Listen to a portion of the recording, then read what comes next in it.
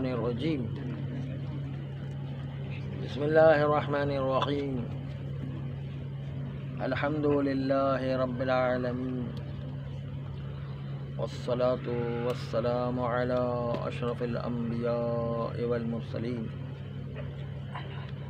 وآلہ الطیبین الطاہرین المعصومین المنتجبین ولعنة اللہ علی اعدائهم اجمعین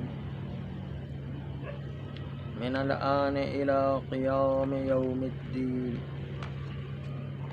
بسم اللہ الرحمن الرحیم النبی اولی بالمؤمنین من انفسهم وازواجهم امہاتکم وقال ایضا ألم يجدك يتيما فآوى ووجدك ضالا فهدى ووجدك عائلا فأغنى بسم اللہ الرحمن الرحیم.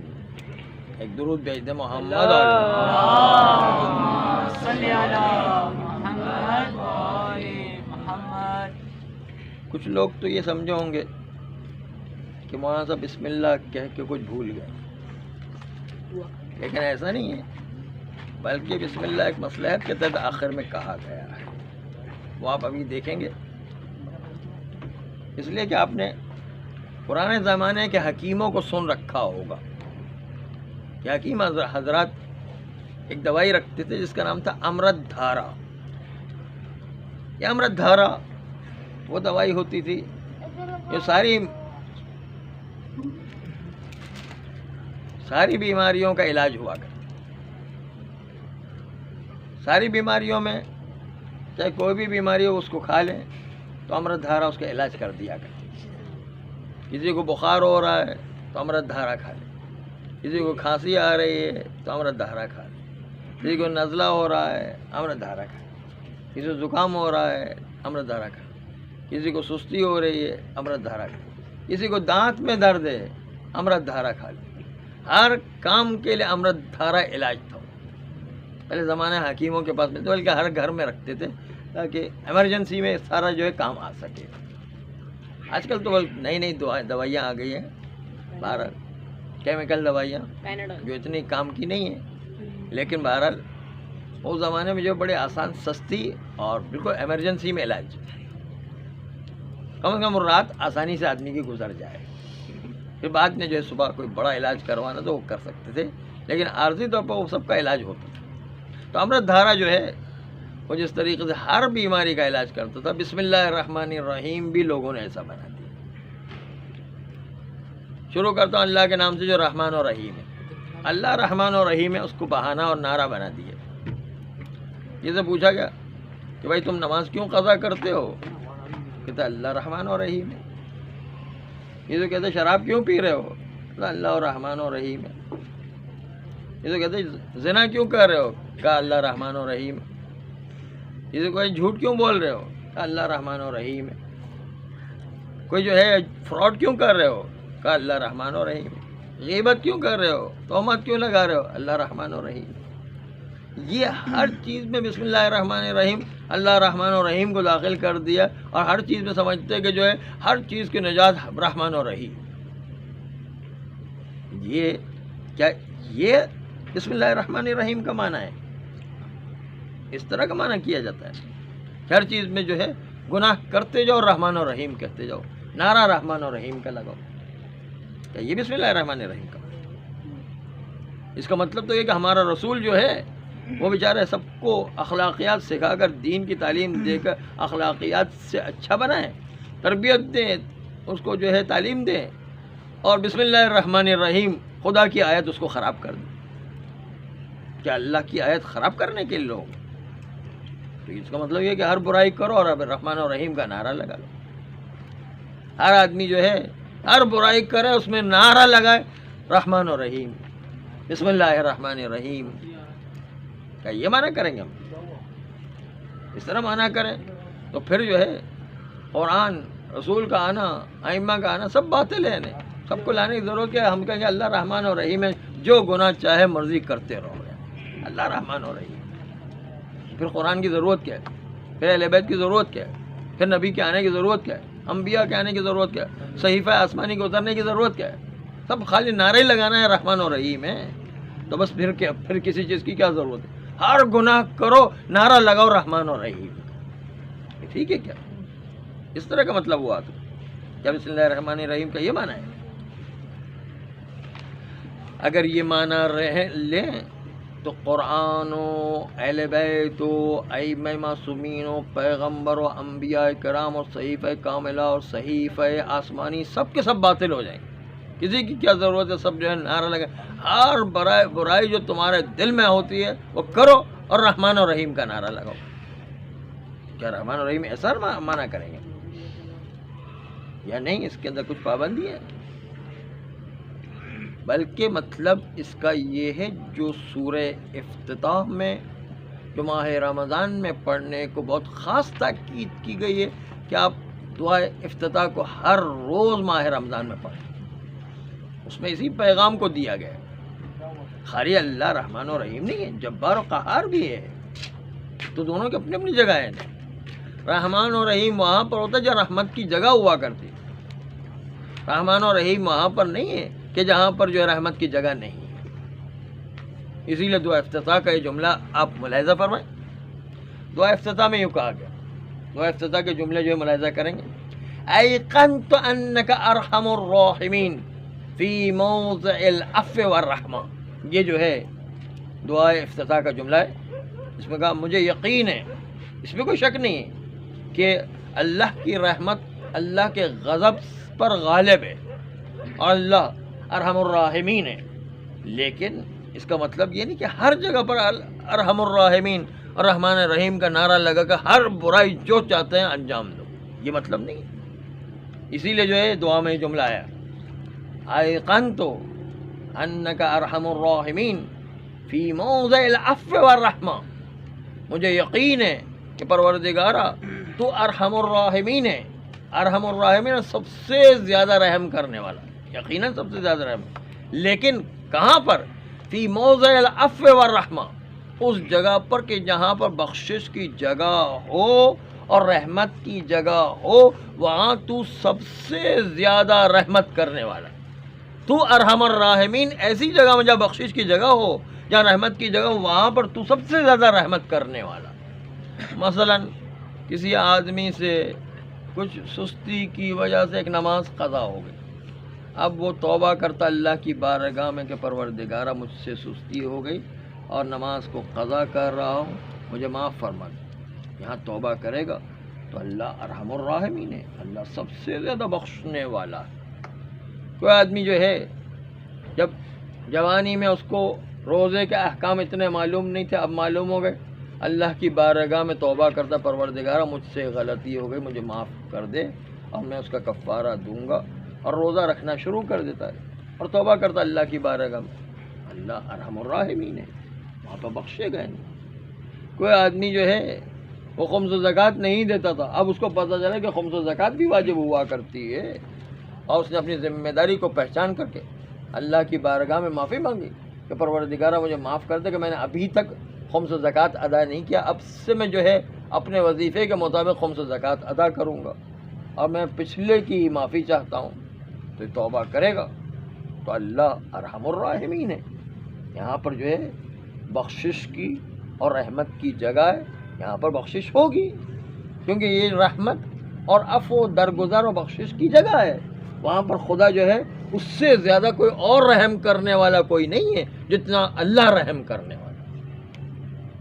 اسی طریقے سے کوئی بچی وہ 9 سال کی عمر میں اس پر روزے واجب ہو جاتے ہیں، اس کو پتہ نہیں چلا، اب جو ہے 15-16 سال کی بچی ہو گئی، اس کو پتہ چلا کہ نہیں 9 سال میں بھی مجھ پر روزے واجب تھے اور میں نے روزے نہیں رکھے، تو وہ توبہ کرتی ہے اور کہتی ہے کہ مجھے جو ہے اللہ معاف کرے کہ میں نے روزے نہیں رکھے، اس کا کفارہ بھی دو یا جو ہے اس کا فدیہ بھی دوں گی، اور ساتھ ساتھ جو آئندہ روزے رکھوں گی، توبہ کرتی ہے، تو اس وقت جو ہے اللہ رحمان و رحیم ہے، یہاں پر بخشش اور عفو درگزر کی جگہ ہے، وہاں پر اللہ رحمان و رحیم ہے۔ یہ جو مواضع ہیں جہاں پر انسان اپنی غلطی کا اقرار کر کے پرانی غلطیوں پر معافی مانگ کر اللہ سے توبہ کر کے اب جو ہے آئندہ اپنی اصلاح کرتا ہے، تو وہاں پر اللہ رحمان و رحیم ہے۔ اللہ سے زیادہ اور کوئی رحم کرنے والا ہے ہی نہیں، سب سے زیادہ اللہ رحم کرنے والا۔ لیکن کوئی آدمی اکڑ جائے اور کہے یہ مولویوں کا مسئلہ ہے، اور جو ہے روز قیامت جو اس سے کہا جاتا ہے کہ بھائی نماز کیوں قضا کی، تو کہتے ہیں کہ بھائی روز قیامت جو ہے کوئی مولوی حساب کتاب لینے تھوڑی آئے گا، اللہ رحمان اور رحیم ہے، اس لیے جو ہے میں نظر نمازیں بھی قضا کر رہا ہوں، روزے بھی قضا کر رہا ہوں، حج و خمس و زکوٰۃ بھی نہیں ادا کروں گا، اور اکڑ جاتا ہے، دڑا دڑ گناہ پر گناہ کیا ہے، اپنے گناہ پر توبہ بھی نہیں کرتا اور جو پشیمان بھی نہیں ہو رہا ہے، تو وہاں پر کیا اللہ رحمان اور رحیم ہے؟ اللہ ایسی جگہ پر رحمان اور رحیم نہیں، بلکہ اس کے لیے ایک اور جملہ آیا ہے، دعا کا جملہ اب جو ہے دوسرا سنیں، جہاں پر جو ہے ایسے لوگوں کا علاج بتایا گیا۔ وَأَشَدُّ الْمُعَاقِبِينَ فِي مَوْضِعِ النِّقَالِ وَالنَّقِمَةِ، اللہ اس جگہ پر شدید ترین عقاب نازل کرنے والا ہے، اس جگہ پر جہاں پر انسان سزا کا مستحق ہو، جہاں پر عقاب کا مستحق ہو، وہاں پر جو توبہ کرنے کو تیار نہیں ہے، شرمندہ ہونے کو تیار نہیں ہے، انسان اپنے گناہ کی بخشش کروانے کو تیار نہیں، اکڑ جاتا ہے، بلکہ اور جو ہے لوگوں پر تہمتیں لگا دیتا ہے اور کہتا ہے کہ بھائی وہاں مولویوں کی جگہ تھوڑی ہے، اللہ ارحم الراحمین وہ حساب کرنے والا ہے، وہاں پتہ چلے گا کہ کیسا ارحم الراحم، وہ اللہ قہار و جبار بھی ہے، جہاں پر بخشش کی جگہ ہے وہاں پر اللہ معاف کرتا ہے، جہاں پر رحمت کی جگہ ہے وہاں اللہ معاف کرتا ہے، جہاں پر کوئی جو ہے گناہ پر گناہ کیے جا رہا ہے اور اکڑ جاتا ہے، بلکہ الٹی تہمتیں لگا دیا کرتا ہے، الٹی سیدھی بات بھی کر رہا ہے اور اپنے گناہوں سے پشیمان بھی نہیں رہا، توبہ بھی نہیں کر رہا ہے، تو اس کو کوئی معافی نہیں ہے، وہ جو ہے عقاب کی جگہ ہے۔ اشد المعاقبین، اللہ شدید ترین عقاب دینے والا ہے، فی موضع النقال والنقمہ، جہاں پر سزا کی جگہ ہے اور جہاں پر عقاب کی جگہ ہے وہاں پر اللہ شدید ترین عقاب دینے والا ہے، وہاں پر اللہ بخشنے والا نہیں ہے۔ اور خالی جو ہے آپ اس موضوع کو نہیں دیکھیں، پیغمبر اسلام صلی اللہ علیہ وآلہ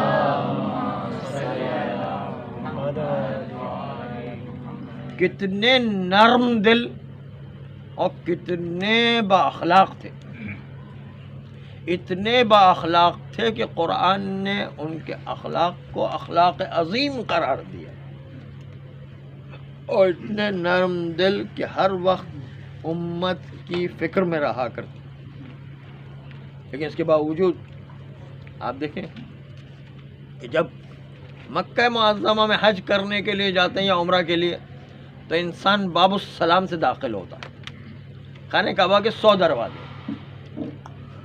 میں پہلے دروازے کا نام ہے باب السلام، گیٹ نمبر 1 باب السلام۔ باب السلام کی خصوصیت یہ ہے کہ وہاں پر جو ہے حبل نام کے بت کو دفن کیا گیا، پیغمبر اسلام صلی اللہ علیہ وآلہ نے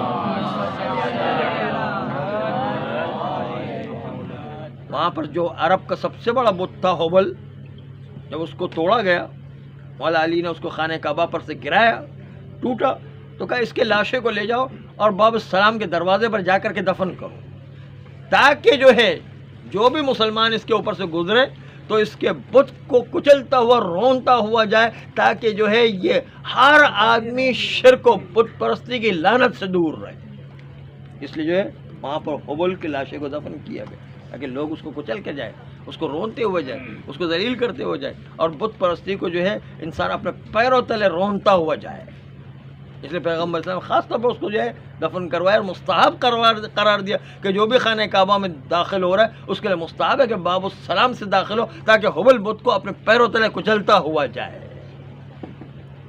چنانچہ جو ہے جب جو ہے باب السلام میں داخل ہوتے ہیں تو آپ توجہ رکھیے گا کہ جمعے کے دن وہاں پر سعودی عرب میں گناہ گاروں کو سزا دی جاتی ہے۔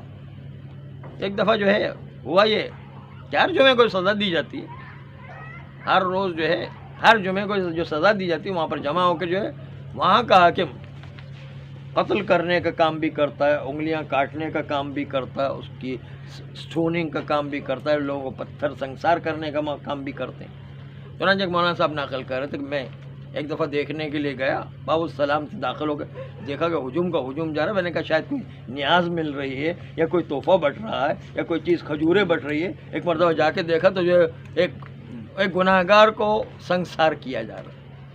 تو مولانا صاحب کہہ رہے تھے کہ میں نے خالی ایک پتھر لگتے ہوئے دیکھا تو مجھ سے تو دیکھا نہیں گیا، میں تو واپس ہو گیا، میں ڈر کے بھائی یہ ہمارے بس کی بات نہیں ہے، ہم نہیں دیکھ سکتے بھائی کسی کو پتھر مار، اور اس کو جو ہے زمین میں گاڑ کے اس کو پتھر مار رہے تھے تاکہ وہ پتھر کھا کے مر جائے۔ اس کو کہتے ہیں سنسار کرنا ہو، سنسار کرنے، زنا کی سزا یہ ہوتا ہے کہ اس کو سنسار کر دیا جاتا ہے، چنانچہ اس کو سنسار کیا جا رہا تھا۔ دوسرے جو میں گئے تو وہاں پر دوسرے کی گردن اڑائی جا رہی تھی، کہا مجھ سے تو وہ دیکھا ہی نہیں گیا، میں تجھے واپس آ گیا۔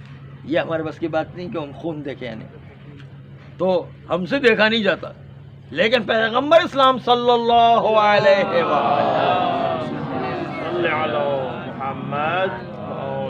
اتنے رحم دل، اتنے با اخلاق کہ قرآن نے ان کے اخلاق کو اخلاق عظیم قرار دیا، اس کے باوجود وہ سزا خود اپنے آنکھ کے سامنے کھڑے ہو کر کے لوگوں کو سنسار کروایا کرتے تھے، اور اپنے آنکھ کے سامنے لوگوں کو قتل کروایا کرتے جن کے اوپر جرم تھا، اپنے آنکھ کے سامنے چور کے ہاتھ کٹوایا کرتے تھے۔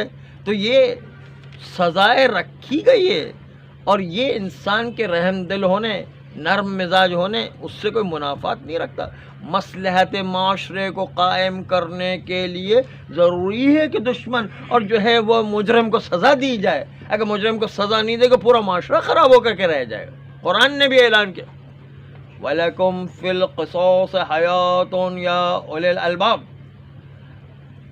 قصاص یعنی کسی کا بدلہ لینے میں یا کسی کو سزا دینے میں، اے صاحبان عقل، اسی میں تمہاری نظام زندگی ہے، معاشرے کی زندگی اس میں ہے کہ مجرم کو سزا دی جائے۔ مجرم اگر دندناتا پھرے گا، ایک دم آزاد پھرے گا، تو پورا معاشرہ ہی فاسد ہو جائے گا۔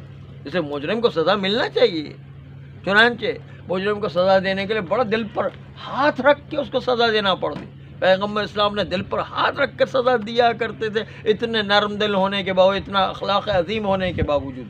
بس پتہ چلا کہ کہیں پر ایسا ہوتا ہے کہ پیغمبر اتنے نرم دل ہونے کے باوجود سزا دے رہے ہیں، تو اللہ میاں بھی 70 ماؤں سے جو ہے زیادہ رحم دل ہے، لیکن جہاں پر نظام قائم کرنے کے، جہاں پر مجرم آ جائے گا، جہاں گناہ گار آ جائے گا، اللہ بھی اس کو سزا دے گا۔ ایسا نہیں کہ نظام جو ہے اس میں جو مرضی ہے جو چاہے کرتا رہے، جو ظلم کرے گا، جو گناہ گار ہوگا، جو معصیت کار ہوگا، جو اللہ کی بارگاہ میں معصیت کر کے آئے گا اور توبہ کرنے کو تیار نہیں، شرمندہ ہونے کو تیار نہیں، بلکہ اکڑ جایا کرتا ہے، تو اس کو سزا ملنا چاہیے۔ چنانچہ جو ہے جملہ کیا ہے وہاں پر؟ جملہ یہ اشد المعاقبین فی موضع النقال والنقمہ، اللہ شدید ترین عقاب دینے والا ہے ان لوگوں کو اس جگہ پر کہ جہاں پر سزا کی ضرورت ہے اور جہاں پر جو ہے عذاب کی ضرورت ہے۔ عذاب اور سزا کی جگہ پر اللہ شدید ترین عقاب دینے والا، یعنی ہمارا عقاب تو کچھ بھی نہیں ہے، اللہ وہ عذاب دے گا۔ مگر یہ کہ انسان توبہ کر کے پشیمان ہو اور اللہ کی بارگاہ میں معافی مانگے، وہ ایک الگ بات ہے، لیکن مجرم کو چھوڑا نہیں جاتا ہے، مجرم کو سزا دی جاتی ہے۔ پروردگار عالم کا ایک نظام ہے، اللہ جس طرح رحمان و رحیم ہے، قہار و جبار بھی ہے، اشد المعاقبین بھی ہے، ایسی شدید ترین۔ البتہ یہ کہ اللہ کی رحمت اللہ کے غضب پر حاکم ہے، غالب ہے، لیکن اس کا مطلب یہ نہیں کہ ہر مجرم چھوٹ کے بھاگ جائے گا اور کہے گا رحمان و رحیم ہے، ارحم الراحمین ہے۔ یہ نعرے جو ہے نہیں چلتے ہیں، وہ ہر ایک اپنی اپنی جگہ میں، رحمان و رحیم کی جگہ عفو و رحمت کی جگہ، اور جو ہے جہاں پر مجرم کو سزا دی جائے گی وہاں نقال و نقبہ، جہاں پر جو ہے انسان سزا کا مستحق ہے، انسان جو ہے وہ عذاب کا مستحق ہے، وہاں پر اللہ اشد المعاقبین، سخت ترین سزا دے گا۔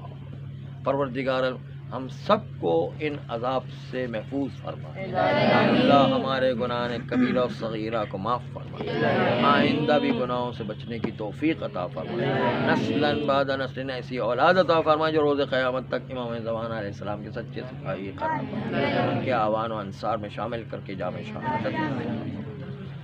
پروردگار ہم سب کو بھی امام زمان علیہ السلام کا سچا سپاہی قرار دے دے، ان کے اعوان و انصار میں شامل کر کے جامع شہادت نصیب فرما۔